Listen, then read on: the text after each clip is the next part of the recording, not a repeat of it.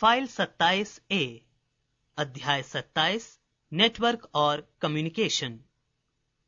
27.6 electronic mail.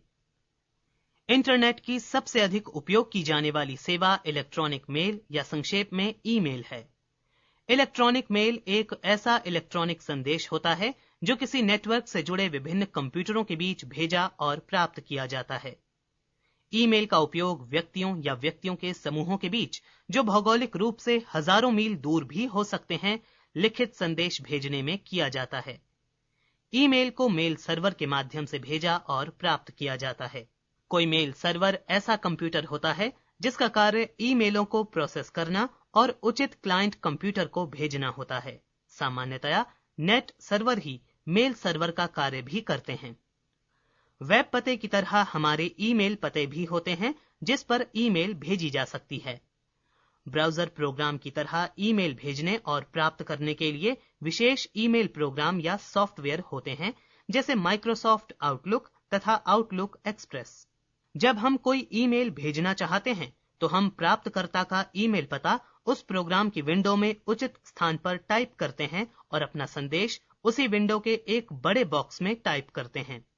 जब हम send button को क्लिक करते हैं तो वो प्रोग्राम उस संदेश को प्राप्तकर्ता के ईमेल पते के साथ उस मेल सर्वर को भेज देता है जिससे हमारा कंप्यूटर जुड़ा होता है। मेल सर्वर उस ईमेल पते को मेल सर्वरों पर खोजता है और उसका पता चल जाने पर उस संदेश को प्राप्तकर्ता के मेल सर्वर को भेज देता है, जहां से वो संदेश प्राप्तकर्ता को भेज दिया जाता है। यही प्रक्रिया तब उल्टे क्रम में दोहराई जाती है जब कोई उपयोगकर्ता हमें कोई ईमेल भेजता है। ईमेल संदेश भेजने का बहुत सुविधाजनक और सस्ता साधन है। यदि प्रेषक और प्राप्तकर्ता दोनों के कंप्यूटर एक ही समय पर इंटरनेट से जुड़े हुए होते हैं तो ईमेल कुछ ही सेकंडों में भेजा और प्राप्त किया जा सकता है। ईमेल पता, ईमेल एड्रेस। ईमेल भेजने और प्राप्त करने के लिए आपके पास कोई ईमेल पता होना चाहिए। कोई ईमेल पता किसी ईमेल सर्वर पर ऐसा स्थान होता है जहां आपकी ईमेल स्टोर की जाती है। इस स्थान को मेल बॉक्स भी कहा जाता है। जब आप किसी इंटरनेट सेवा प्रदाता कंपनी से इंटरनेट कनेक्शन खरीदते हैं तो वो सामान्यतया आपके लिए एक मेल बॉक्स भी बना देता है और उस मेल बॉक्स का पता आपको दे देता है, जिसे आपका ईमेल पता कहा जाता है। कोई ईमेल पता सामान्यतया निम्न रूप का होता है: यूजरनेम @hostname। यहाँ यूजरनेम आपके मेल बॉक्स का नाम है। यह सामान्यतया आपके यूजरनेम के समान होता है जिसके द्वारा आप अपने कंप्यूटर को इंटरनेट से जोड़ते हैं। होस्टनेम मेल सर्वर का नाम होता है। उदाहरण के लिए, यदि आपने BSNL से इंटरनेट कनेक्शन लिया है तो आपका ईमेल एड्रेस इस प्रकार का हो सकता है: v_kumar@sancharnet.in। कुछ वेब पोर्टल आपको मुफ्त में ईमेल बॉक्स बनाने की सुविधा भी देते हैं। ऐसे कुछ वेब पोर्टलों के नाम हैं: www.yahoo.com, www.rediffmail.com, www.e-patra.com, www.jagran.com आदि। इनके अतिरिक्त कुछ वेब पोर्टल कुछ शुल्क लेकर आपको मेल बॉक्स की सुविधा देते हैं। इनमें से किसी भी वेब पोर्टल में मेल बॉक्स बनाने के लिए आपको अपने बारे में सूचनाएं देते हुए एक ऑनलाइन फॉर्म भरना पड़ता है और अपने यूजरनेम तथा पासवर्ड की पसंद भी बतानी होती है। विवरण स्वीकृत होने पर वेब पोर्टल आपको वही यूजरनेम तथा पासवर्ड आवंटित कर देता है और आपका मेल बॉक्स अपने मेल सर्वर पर बना लेता है। आप जो भी ईमेल कहीं से भी प्राप्त करते हैं वो आपके मेल बॉक्स में स्टोर कर दी जाती है, भले ही आप उसकी प्राप्ति के समय इंटरनेट से जुड़े हों या नहीं। आप उस वेब पोर्टल के होम पेज में जाकर अपने यूजरनेम पासवर्ड द्वारा साइन इन करके अपने मेल बॉक्स को कभी भी खोल सकते हैं। आप उस वेब पोर्टल से ईमेल भी भेज सकते हैं। वेब आधारित ईमेल खाता बनाना, creating web based email account. कुछ वेब पोर्टलों में आप अपना मुफ्त ईमेल खाता बना सकते हैं। ऐसे कुछ वेब पोर्टल हैं: www.hotmail.com, mail.yahoo.com, mail.sifi.com, www.rediffmail.com, www.e-patra.com आदि। इनमें से किसी भी साइट को खोलने के बाद आप अपना पंजीकरण एक नए उपयोगकर्ता की तरह करवाकर अपना ईमेल खाता बना सकते हैं। नया ईमेल खाता खोलने की प्रक्रिया इन सभी साइटों में एक समान होती है। हम ये प्रक्रिया www.rediffmail.com के लिए समझा रहे हैं। आप निम्न चरणों में अपना वेब आधारित ईमेल खाता बना सकते हैं। 1. अपने कंप्यूटर को इंटरनेट से जोड़ लीजिए। 2. साइट www.rediffmail.com पर लॉग ऑन कीजिए। इससे इस साइट का होम पेज चित्र 27.6 क की तरह आपकी स्क्रीन पर खुल जाएगा। इसी अध्याय के पृष्ठ संख्या 618 पर चित्र 27.6 क में www.rediffmail.com का होम पेज दर्शाया गया है। आप इस होम पेज के बारे में विस्तार से जानकारी अपने विषय अध्यापक से प्राप्त कर सकते हैं। और अब आगे का अध्याय। 3. अपना ईमेल खाता खुलवाने के लिए new user sign up link को क्लिक कीजिए। इससे आपको चित्र 27.6 ख की तरह रजिस्ट्रेशन फॉर्म दिया जाएगा। इसमें सभी कॉलमों को भरा जाएगा। पृष्ठ संख्या 618 पर ही चित्र 27.6 ख में www.rediffmail.com का नए उपयोगकर्ताओं हेतु रजिस्ट्रेशन फॉर्म दर्शाया गया है, जिसमें choose your login name, choose password, retype password, password reminder information, hint question, create your question, hint answer, birth date, country, city आदि के बारे में आपको विवरण भरना होता है। आप इस रजिस्ट्रेशन फॉर्म के बारे में और अधिक जानकारी अपने विषय अध्यापक से प्राप्त कर सकते हैं। और अब आगे का अध्याय। 4. फॉर्म पूरा भरकर सबमिट बटन को क्लिक कीजिए। 5. इससे यदि आपके द्वारा फॉर्म पूरा और सही भरा गया होगा और आपके द्वारा चुना गया यूजर नेम किसी और ने नहीं लिया होगा तो आपका ईमेल खाता खोल दिया जाएगा, नहीं तो आपको फॉर्म सुधारने का अवसर दिया जाएगा। 6. आपका ईमेल खाता बनाने के बाद आपको उसकी सूचना दे दी जाएगी। इस प्रकार बनाए गए ईमेल खातों में एकमात्र कमी ये है कि अपनी ईमेल पढ़ने या भेजने के लिए आपको अपना कंप्यूटर इंटरनेट से लगातार जोड़े रखना पड़ता है। ईमेल देखना, व्यूइंग ईमेल्स। अपना ईमेल खाता बना लेने के बाद आप इसमें साइन इन कर सकते हैं और अपनी ईमेल को देख सकते हैं। इसके लिए आपको उस साइट के होम पेज में जाना होगा। वहां साइन इन करने के लिए चित्र 27.6 ग की तरह एक छोटा डायलॉग बॉक्स बना होता है। इसमें निर्धारित बॉक्सों में अपने ईमेल खाते का यूजर नेम और पासवर्ड टाइप कीजिए और गो बटन को क्लिक कीजिए।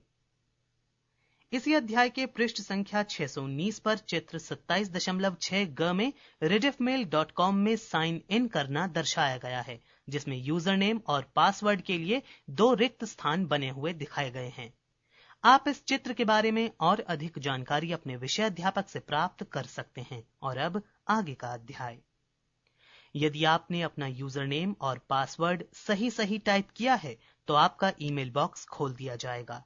सामान्यतया पहले आपके इनबॉक्स फोल्डर की सामग्री अर्थात आपको प्राप्त हुए ईमेल संदेशों की सूची दिखाई जाती है, जिसमें दिनांक, भेजने वाले का नाम, विषय, आकार आदि सूचनाएं होती हैं। किसी संदेश को पढ़ने के लिए कर्सर को उस संदेश पर लाकर भेजने वाले के नाम को क्लिक कीजिए, जहां माउस पॉइंटर हाथ के चिन्ह में बदल जाता है। यदि इनबॉक्स फोल्डर न दिखाया जा रहा हो तो आप बाईं ओर की पट्टी में उस फोल्डर के लिंक को क्लिक कर सकते हैं। ईमेल भेजना, सेंडिंग ईमेल। अपने मित्रों और संबंधियों को ईमेल भेजने के लिए आपको पहले अपने ईमेल खाते में लॉग इन करना पड़ता है। ऐसा करके कंपोज बटन, कोष्ठक आरंभ या कुछ साइटों में राइट मेल या न्यू मेल बटन, कोष्ठक समाप्त को क्लिक कीजिए। इससे नया ईमेल संदेश बनाने के लिए डायलॉग बॉक्स खुल जाएगा, जैसा कि चित्र 27.6 घ में www.rediffmail.com के लिए दिखाया गया है। इसमें उचित स्थान पर प्राप्तकर्ता का ईमेल पता और संदेश टाइप किया जाता है। अंत में जब आप सेंड बटन को क्लिक करते हैं तो आपकी ईमेल तत्काल भेज दी जाती है। इसी अध्याय के पृष्ठ संख्या 619 पर चित्र 27.6 घ में www.rediffmail.com में नया ईमेल संदेश लिखना दर्शाया गया है, जिसमें राइट मेल के अंतर्गत send, save draft, add, remove attachment button दर्शाए गए हैं। इसके अतिरिक्त ईमेल पाने वाले के नाम के लिए खाली बॉक्स, विषय के लिए खाली बॉक्स, अटैचमेंट्स के लिए खाली बॉक्स दर्शाया गया है। आप इस चित्र के बारे में और अधिक जानकारी अपने विषय अध्यापक से प्राप्त कर सकते हैं। और अब आगे का अध्याय, किसी ईमेल का उत्तर देना, रिप्लाइंग एन ईमेल मैसेज। जब आप किसी प्राप्त होने वाले ईमेल संदेश को पढ़ रहे हों तो आप इसका उत्तर भी तत्काल दे सकते हैं। इसके लिए रिप्लाई बटन को क्लिक कीजिए। इससे आपको कंपोज डायलॉग बॉक्स दिया जाएगा, जिसमें संदेश भेजने वाले का पता प्राप्तकर्ता के पते की जगह पहले से भरा होगा। इस डायलॉग बॉक्स में आप अपना संदेश अर्थात उत्तर टाइप कर सकते हैं और सेंड बटन को क्लिक करके तत्काल भेज सकते हैं। यदि आपको कोई चुटकुला, चित्र या अन्य रोचक या उपयोगी वस्तु प्राप्त हुई है तो आप उसे अन्य लोगों को भी भेज सकते हैं।